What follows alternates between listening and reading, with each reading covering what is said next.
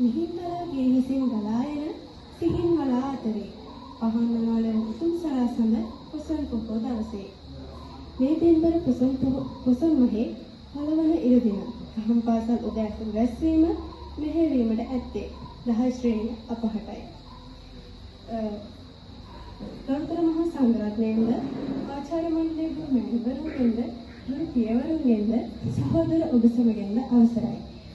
පළමුවන අංගයේ ලෙස ප්‍රාතාවක් ඉදිරිපත් කිරීමට උපේජා සමයේද මා ආරාධනා කර සිටිනවා.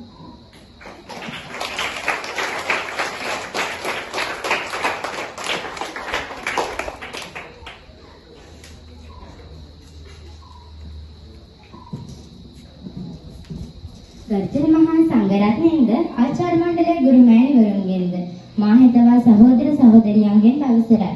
මා මෙතෙන්ට පැමිණියේ ගාථාවක් කියා එහි තේරුම ඉදිරිපත් කිරීමටයි. සේලෝ යතා ඒක ගනෝ වාතේනන සමීරති එවං නින්දාප සංසසු මෙසමින් ජන්ති පණ්ඩිතා.